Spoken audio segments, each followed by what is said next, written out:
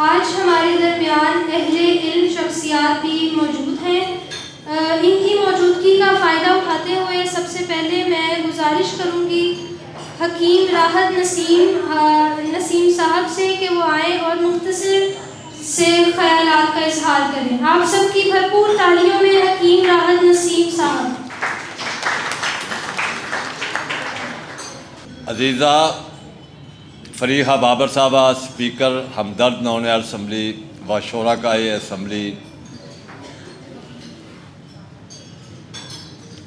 ہمدرد نونیال assembly کی speaker کو سب سے پہلے تو میں مبارکباد دیتا ہوں کہ وہ منتخب ہوئیں۔ یقیناً ان کا ٹینیور اس اسمبلی کی کارروائی کو آگے بڑھانے میں معاون و معاون ثابت ہوگا۔ ہمدرد نونیال اسمبلی بنیادی طور پر شہید پاکستان حکیم محمد سعید کے مختلف پروجیکٹس میں سے ایک ہے، جو انہوں نے قوم کے لیے خدمات کی راہوں کا تعین کیا، جو انہوں نے تحریکیں شروع کی، ان میں سے ایک نونیال اسمبلی بھی تھی۔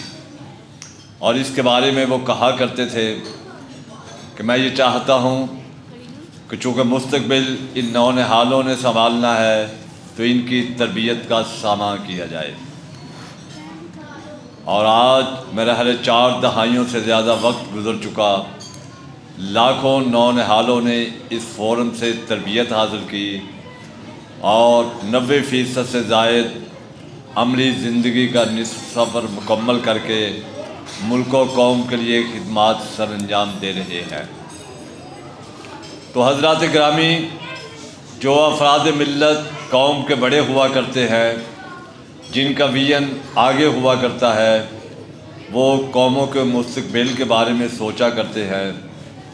یقیناً انہوں نے آج سے نصف صدی پہلے جو خواب دیکھا اور آج ہم اس کی تعبیر دیکھ رہے ہیں، تو میں سمجھتا ہوں کہ آج نونیال اسمبلی کے بے شمار اسپیکرز، مقررین، شرکاء ملک و ملت کے لیے مختلف شعبوں میں جو خدمات سر انجام دے رہے ہیں، تو یقیناً اس سے شہید حکیم صاحب کی روح بھی خوش ہوگی کہ ان کا مشن تھا کہ ہمارے نونیال مستقبل کی جب قیادت سنبھالے تو وہ ویژنری لوگ ہوں۔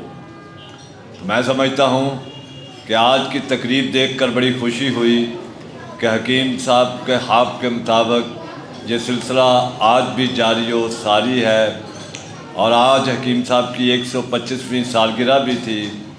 تو آج ہم حکیم صاحب کو بھی خراج عقیدت پیش کرتے ہیں کہ جنہوں نے ملک اور قوم کے لیے خدمات کے اتنے میدان منتخب کیے کہ انسانی عقل ورطہ حیرت میں پڑ جاتی ہے۔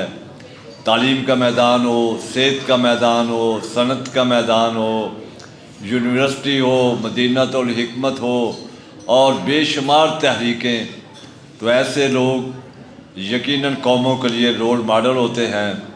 تو حکیم صاحب بھی ان افراد ملت میں سے ہیں جو سر سید احمد خان، علامہ اقبال اور قائد اعظم کے بعد چوتھی بڑی رول ماڈل شخصیت ہیں۔ میں ایک بار پھر آخر میں محترمہ اسپیکر صاحبہ اور منتظمین کا شکر گزار ہوں، خاص کر برادر عزیز سید علی بخاری کا، کہ جنہوں نے مجھے یہ موقع دیا کہ میں اپنے استاد محترم شہید پاکستان کو خراج عقیدت پیش کر سکوں۔ بہت شکریہ۔